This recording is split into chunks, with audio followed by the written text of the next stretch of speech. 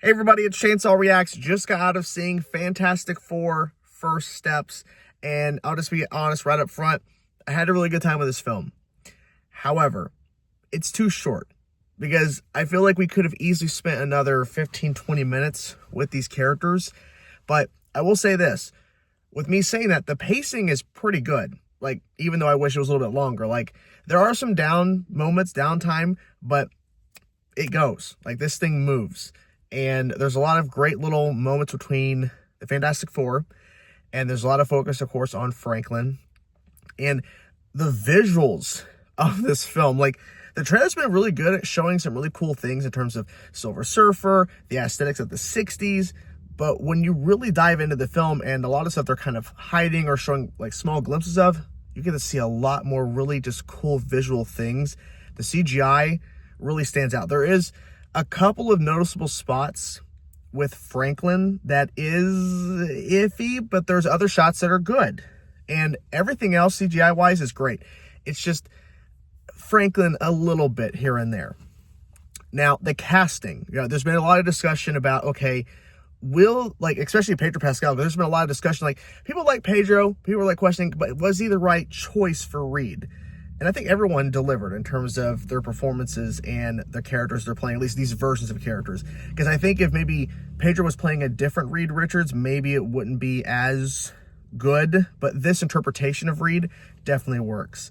I think Vanessa Kirby shines for sure. Joseph Quinn is great. Ebon, I forget how to pronounce his full name. He did pretty good as well. And I think mostly everything works in terms of the casting. Mole Man is a great little addition to the film. And I just like how they really explored and showed this world, because Fantastic Four are the only heroes on this planet. And they do a really good job of showcasing and highlighting them, and a really good way of showcasing the origin and not like completely redoing it, but the way they actually just kind of go through it in a really cool way. It starts off pretty well. This film starts off, I think, in a pretty good note. Galactus, right, and Silver Surfer. I really like the interpretation of Silver Surfer. There's been a lot of discussion about, like, why didn't they go with traditional? It's like, if you actually look into the comics, the Silver Surfer we get in this film is from the comics, and I like how they explore her character. The visuals of her is awesome.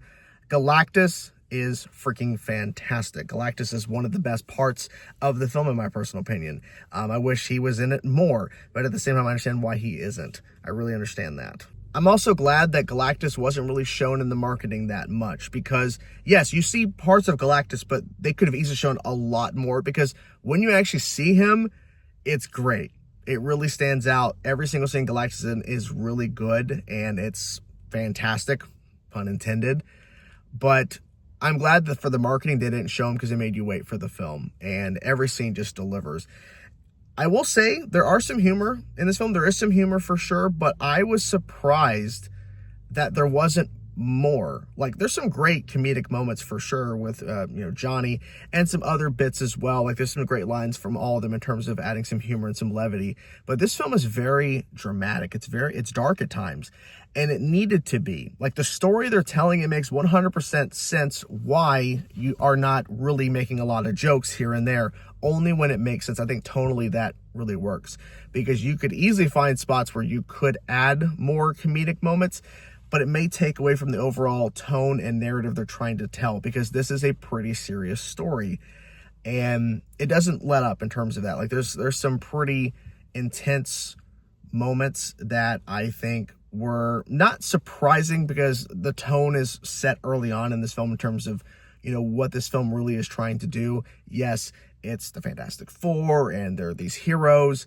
and they have an interesting dynamic, all four of them, but you see that this is not just all fun and games. And so when there's some pretty intense moments between the characters that is shown in the marketing sometimes not, it's not too surprising, because that's the tone they've set. Now, I will say, based on the marketing, if I would have went into this film and there was a lot more humor than there actually is in the film, then it would have been like, whoa, okay, they marketed this film very different than what we actually got. So the marketing leads itself to you expecting something like a certain tone, and you get in this film. You do get it. I will say I didn't love it. I would say out of 10, I would say probably an 8. 8.5. Like, I really had a good time with it, and I really want to watch it again for sure, for a couple of particular scenes, and just overall, just, you know, if I actually, you know, I'm tired, that's part of the thing, but I really had a good time. So I'm wondering if I see it a second time where I'm a little bit more energetic, that maybe I'll have a better time with it.